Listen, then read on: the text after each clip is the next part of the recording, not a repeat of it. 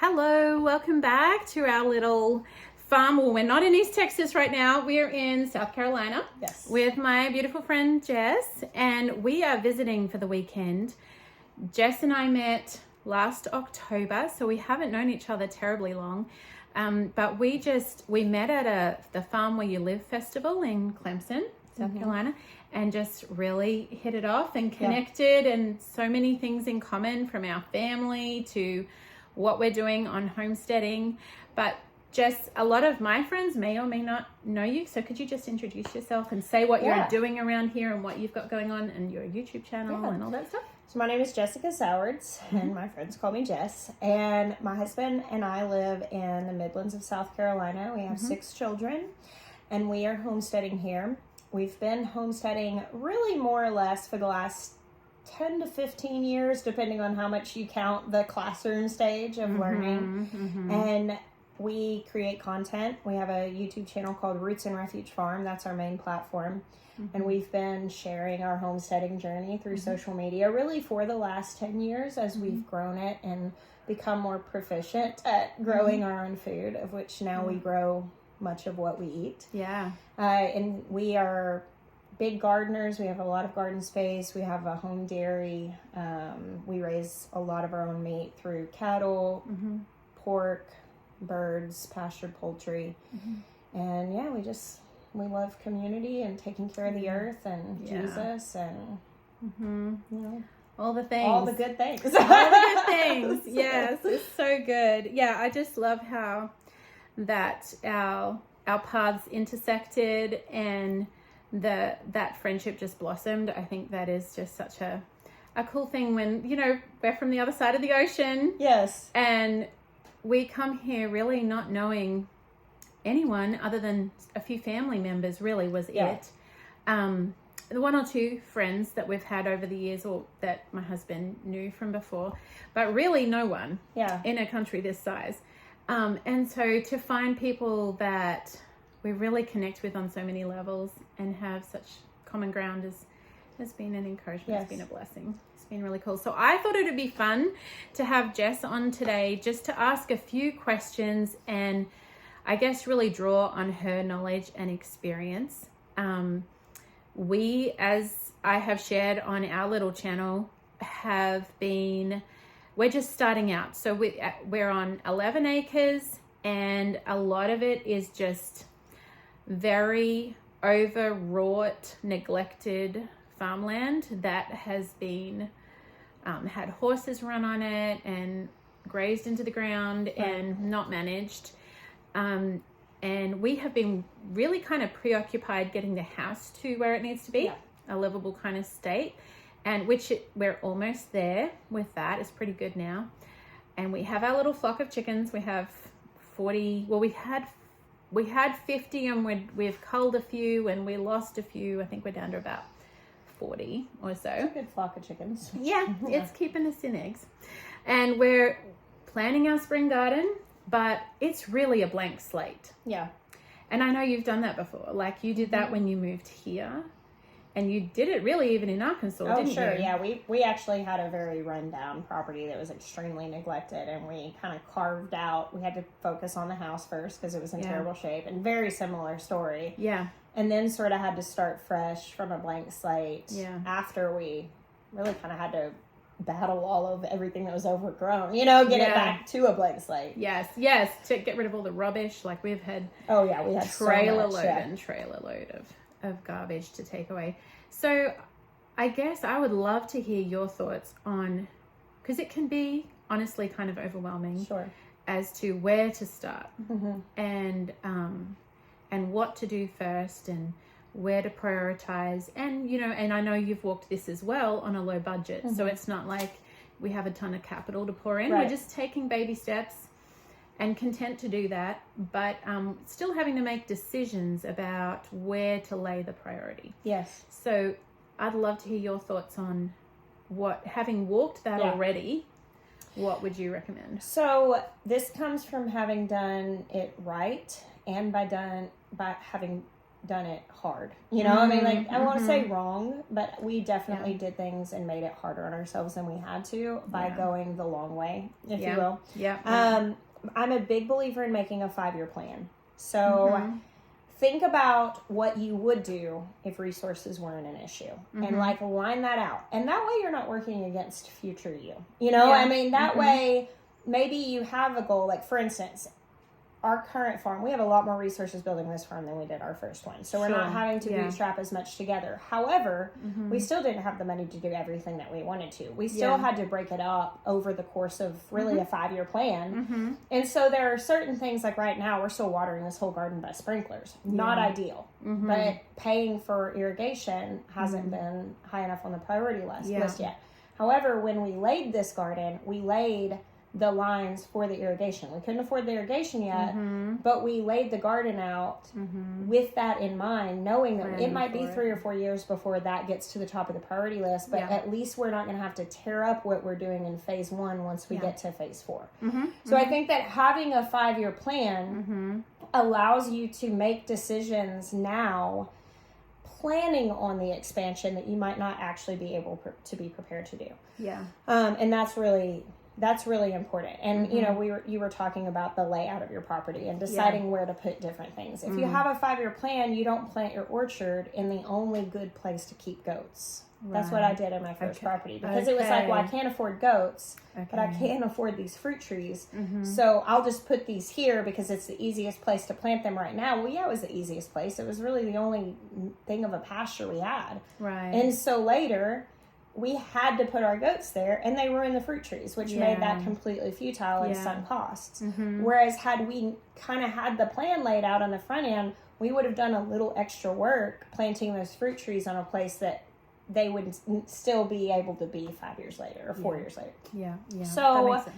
The other thing is, when you're on a limited budget, is really considering what is the most sensible next step that actually alleviates my current financial drain to allow me to snowball more resources into growth. So for instance, if your family doesn't eat a lot of meat, like, I wouldn't suggest putting all your resources into growing meat, because that's not going to alleviate your grocery bill. If you live in a place that you have access to really affordable raw milk, for instance, you might not have a push to get a cow. If you live in a place that you do not have access to a lot of milk, and your family is just tearing through dairy products, and it's one of the biggest expenses of your grocery budget, the cow may become higher on the priority list. Because it's okay to have to pace yourself and think, okay, we can only do one expansion project this year.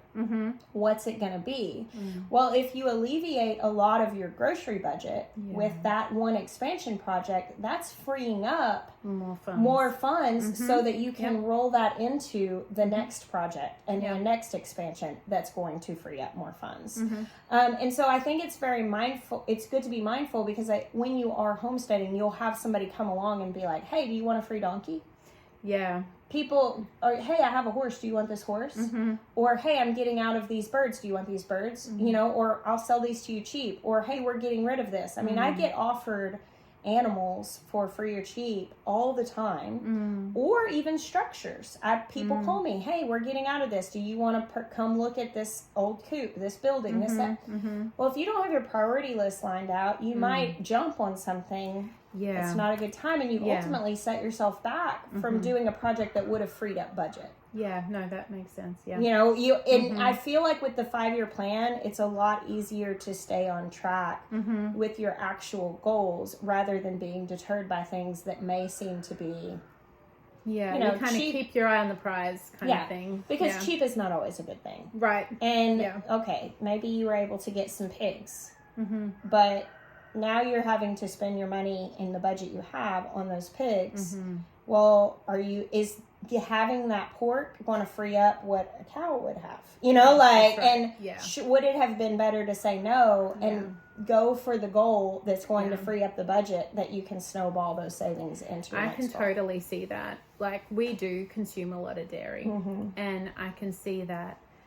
And we have already talked about the other reason we feel like a cow is probably, like, you know, after the garden, maybe the next thing being that it also provides so much more than just the dairy. Like the manure is very, very beneficial. Yes, especially when we're wanting to build our own compost. And right now we don't really have a source yet of manure.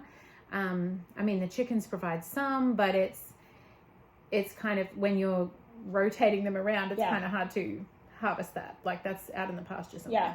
So no, that makes total sense. Yeah, I think that is probably the number one advice I get for anybody that's coming into this is it is really hard, especially when you're dealing with limited resources, which I really know what that's like. It's hard to dream a 5-year plan because you're in survival mode. You're just trying to get by through the next thing. Yes.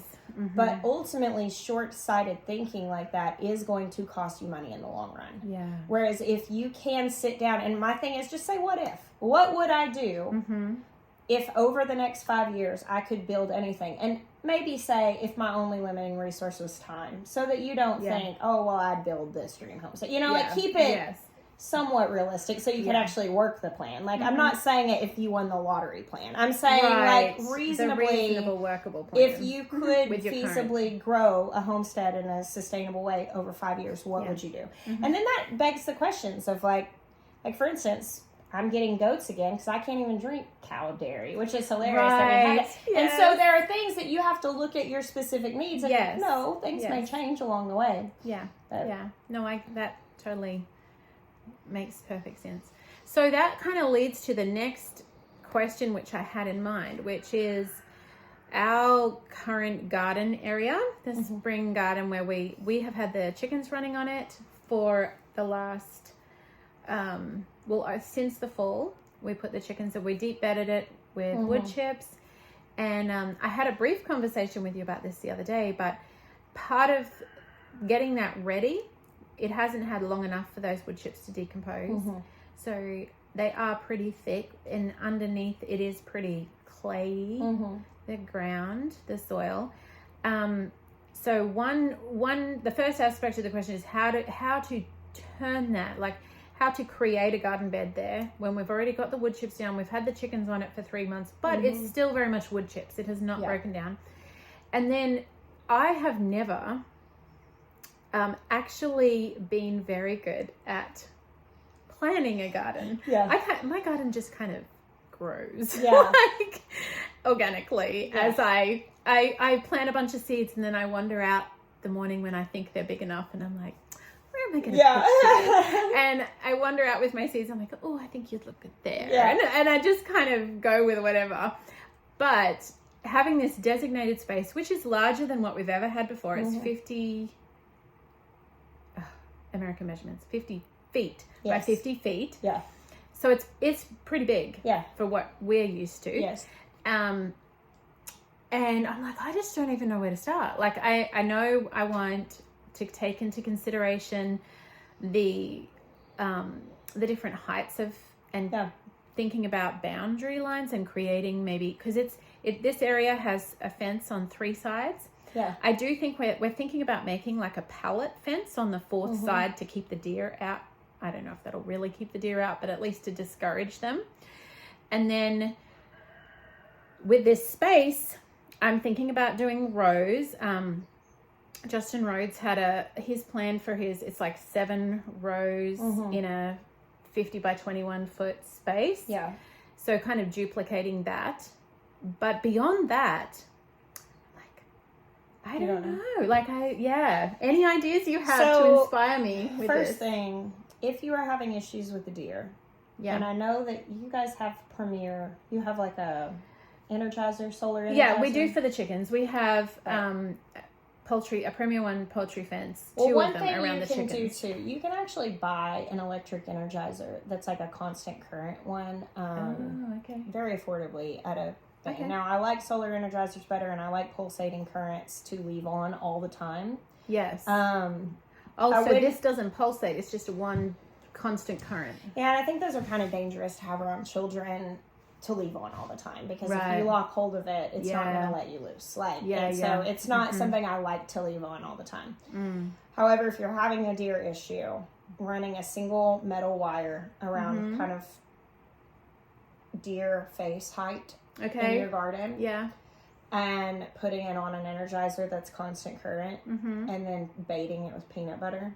Oh. They'll lick it once. And they, Oh, okay. I mean, obviously it's going to be shocking and it's not going to be great for the deer, but it's not going to injure them. Right. And, It'll just and frighten then them they'll off. leave it alone. Like, Yeah, and yeah. that's how, I mean, really, and you could put it on at night, which is really when deer are an issue. Yes. In the evening. Yeah, and we never dusk, see and in them during the morning. day. Yeah, they're not going to be out there. And then in the day, you could turn it off. Yeah. So that the children are not around it. Or Okay. you. I'm Oh. scared of them too. But, I anyway, haven't heard so of that. That's a cool idea. that's kind of my deer deterrent plan. We're actually planning on putting a garden across the pond, which, Yeah. I mean, there are deer tracks all over. They bed down over there. yeah. I've let them because they leave this alone, but we're Mm-hmm. gonna be putting a garden over there, and I'm gonna do that over Yeah, there. Is put yeah. that electric wire around Yeah, them. okay. Because you can't really feasibly build something high enough that a deer can't hop over. Yeah. Like, they bed down on this side of my pond. I see them if I leave late at night. There's Mm-hmm. a herd currently of about 8 does that are sleeping over here, and I mean, they leave my stuff alone, so I have absolutely no problem with them. Like, it's fine. But they literally just stand up and they'll look at my car, and they walk up to the fence, no running, jump, and just. It's incredible. They are not the most even amazing animals. Yeah, and they're beautiful, and so yes, yeah. they really are. We We don't really know if they're going to be a problem with the garden because we haven't put a garden in yet. But Sure. I'm just anticipating they could be They could. because I know they come up right by the house. We see the tracks. Well, they sleep there and they don't eat my stuff. They did get a little tempted by the sweet potatoes last year, but they didn't ruin them. They ate some of the greens, but for the most part, they leave my garden alone. Yeah. So I don't know. I mean, that's something to think of. Yeah, if it becomes definitely. an issue. Yeah, that's cool. As far as growing in the ground, there is also. Are you familiar with contour rows? Like, so what we do anytime we're doing an in the ground garden is we find the grade, which you don't have to have the special equipment. Like, we did it when we plotted the house out yesterday with that beep beep beep machine, the transit. You don't have to have one of those. You can walk it out. Yeah. And just basically walk with your feet in front of each other and feel the slant of your feet. And you basically want to find the way that your land is falling. Well, we could see that in the heavy rain we've had because it's where the runoff goes. And then which is towards the back fence. Make your rows go the opposite way. And then basically, if you live in a place that's very hot, what that ultimately does is when it does rain, in permaculture, you have this principle of wanting to trap energy and trap resources. And basically, the water that you have that falls on your property is a resource as long as it stays on your property. So if you're doing catchment or something like that, you're benefiting. But if you're doing nothing and it washes off, that's not your resource anymore. It's gone. It's not on your property. But if you can set up your rows, and if you're going to mound them or whatever you're going to do, if you do it perpendicular to the fall of the land, it's going to slow down the water as it falls. Which we were talking yesterday about really we don't need to worry necessarily about planting north to south, but that's a reason to plant north to south because the runoff is going, I guess, east to west or west to east. So planting north to south would mean we would catch that runoff. Right. And so basically by turning your garden rows, and for people who live in very short seasoned places, they have to really consider they have to consider the way the sun moves because they need the fullness of their growing. For those of us who live in very long season places, the direction of the sun, I mean, really our gardens benefit from some shade. Like, so it makes no difference whatsoever to the growth of things depending on the direction that they're growing. If anything, we're throwing shade cloth up to try to block them. So we don't have to consider that, but we're actually reworking these gardens by the high tunnels and we're going to do them on contour rows because we did it in this garden in the ground last year. And it made such a big difference on how we had to water that. We didn't have to water it nearly as much because when the rain came, it was really able to fully soak in. Like on a rainy day, the walkways were just full of water because they were catching everything, and then it would hold it there long enough to soak in really, really deeply and really saturate. And then it doesn't dry out as fast. Oh, that's exciting. I hadn't thought about that, but that makes complete sense. And another thing is mulching. Yeah. Being in Texas. I mean, if you're in a hot place, you want to mulch, which you've got the wood chips. Yeah. So that's probably sufficient. You don't have to add anything extra. But right now, with those wood chips being really fresh, I will just tell you, like, lower your expectations. Like, now you can be super hopeful and it can still produce a lot. Yeah. That soil is going to be, like, magnificent in 2 years. Yeah. But it takes a little while. What we do when we have fresh wood chips, which we do that, we get fresh wood chips. We largely will put them down in the walkways, but if we have them in the garden, we will move them out of the way and just make a trench in the wood chips that we put some good, like, potting soil, mushroom compost, compost or something. And then in that you can plant seeds, and they can face the wood chips a little bit better when they have some nutrients there. And you may need to be a little more mindful of, like, doing warm compost teas or something like that, because the issue with fresh wood chips is that they are going to leach a lot of nitrogen. Yeah. And so if you have plants which really need nitrogen to produce, battling the wood chips for the available nitrogen in what soil they have access to, you may need to come in there and fertilize some more, which is going to help those wood chips also break down a little bit faster. Yeah. No, that makes sense. Yes, because I do think we probably we got a little overzealous with the wood chips. You'll be really glad you did it in a little while. Like, I mean, it was very clay here. Like, I mean, we had a pretty good bit of topsoil, but it was pretty clay topsoil. It's not expansive, but it had a lot of clay in it. And, like, down here by the high tunnels where we first started with the wood chips, this is the 3rd year. I mean, it is glorious now. Yes. It's amazing. Yeah. So we just have to push through that first season. So one of the things we want to do, being in Texas and it is such it's hot in the summer, freezing in the winter for us, but hot in the summer, is what we had been doing successfully in Australia is using syntropic principles. So it's really just agroforestry. So you're kind of creating a little microclimate by planting some, like, banana trees and other things that can provide a canopy for the lower growing things. So we want to do that. I plan to do that, but I think the individual rows, like, thinking through, like, where to do my tomatoes and cucumbers. Do I do them at the very back of the garden area so that because visually too, I do want it to be pleasing. I do want it to be an inviting space that we want to spend time in. I'd love to put, some, like, a nice bench seat or something. In your experience, does it matter? Because the other thing we did was mix up a lot of the herbs and veggies to kind of minimize pest damage. But do you have any particular suggestions about where to locate particular vegetables or plants in and around others? I mean, you can definitely benefit using trellising to create shade in a garden that could benefit from shade, whereas people in short seasons have to consider, that's going to block this out and cause it to stunt. Here it's more like, for instance, cucumbers, they don't really like it super hot. So you can plant them early and then use them to block off, like, brassicas. Like, a lot of times, if I've got brassicas still remaining in the garden, I'll plant my cucumbers nearby because I know that they're going to grow up and fill out quickly. I'll put them on a trellis and allow them to cast some shade on the brassicas that can help them last longer in the garden as the heat's coming, because I'm also having to deal with heat. I do like creating I like kind of closing myself in with garden spaces. So I'm very mindful. Like, I often have, I have trellises that are going to be covered by things on the outside. Because I like to create sort of a private feeling space. Like a secret garden. And I'm mindful, like, I plant my okra plants kind of around the outside, things that are going to get really tall and bushy. Trellises with beans on them, trellises with tomatoes on them. Those are all on the outer parts of my garden. Because when I walk into my garden, I really like to feel enclosed. And so all of the inside beds of my garden are the low growing things. So that's just personal preference. If you're trying to kind of create a space using the height of plants.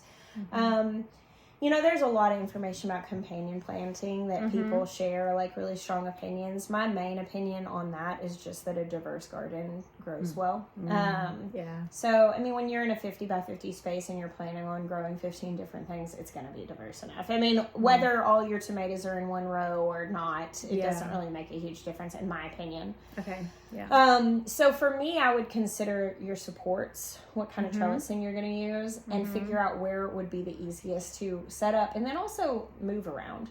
So if you're going to do a whole row of, like, let's say you do cattle panels for trellises, you're going to do a whole row. You probably don't want it right in the middle of the garden because you don't want to have to walk all the way around it. So, like, putting those on the outside.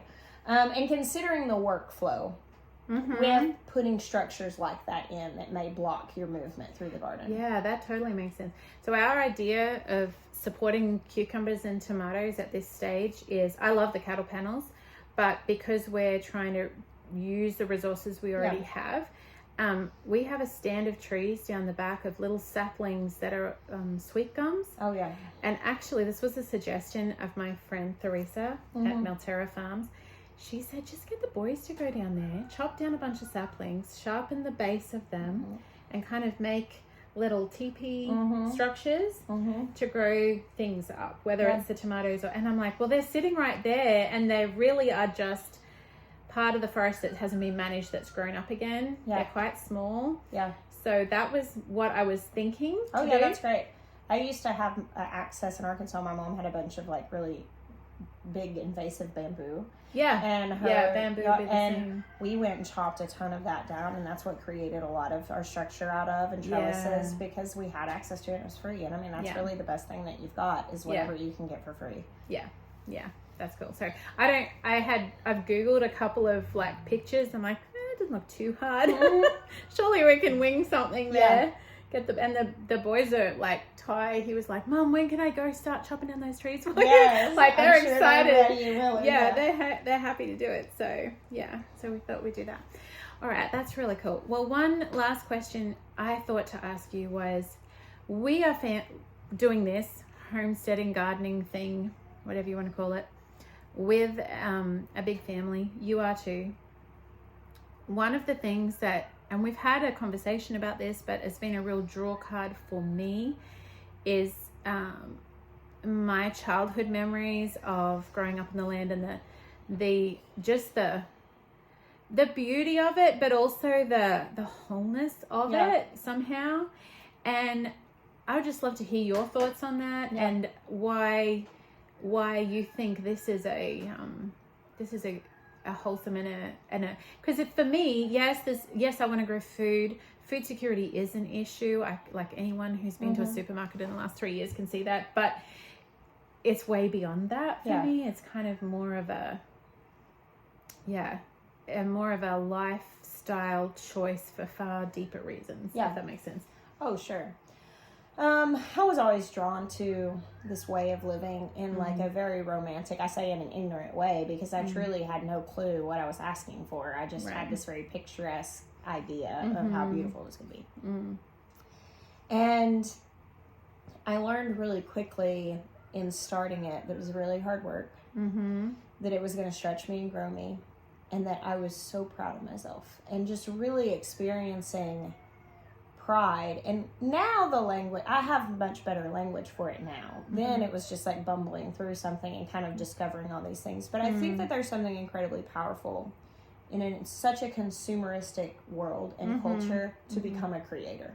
Right. You know, and that though we don't get to take credit for all of these processes, that our sheep have babies, and that leads to meat in our freezer, and that seeds grow, and that leads to jars on the pantry shelf, and that the cow produces milk for her baby, and that we get to have that, and that bees make honey and make you know, that, I mean, it's just incredible. Creation is so incredible. But by partnering with that, we get to become co-creators, and that we are able to then produce what we need. You know, by our stewardship, by our management, by our care of the domestic animals that we care for, by our care of these garden spaces, these cultivated spaces. Because this is not wild. Now, there are things, it's natural, and it's humbling, because you're not in control. Right. You think you're in control. You're in at the very best, we are in a place of good stewardship, which is never really control. Right. It's honestly the humility to say, I didn't make this process up. I'm not really the reason why it works, but if I give it my best, I'm giving it the best chance for it to do what it was designed to do. And the whole thing, obviously, it's just taught me so much about God. You know, I mean, like, there's so much in the Bible that's like, agricultural parable. Yeah. That in a modern world you have no clue. It's like a vague thing. It's like I remember reading parables and thinking they were such a mystery. Yeah. When now I read those same parables and realize that's how you would break it down and teach a small child in a culture where all that stuff was normal. Yes. It wasn't necessarily, though some of those things were meant to be masked, that wasn't always the case. Like a lot of parables were meant to be understood. Right. And so it's taught me a lot. It's grown me. And now that I do feel something of an alien in our modern culture, I do, you start sharing what you do with people who don't have any value for it, and they're like, why? And you hear the phrase, they have that at the grocery store. You hear these phrases of like, why would you want to work like that? Why would you want to do that? And I've stopped trying to explain it to people like that because frankly, they either or you don't. Yeah. But for me, it has made me so much stronger in every possible way. It's given me so much more peace in every possible way. It has created a lot of security.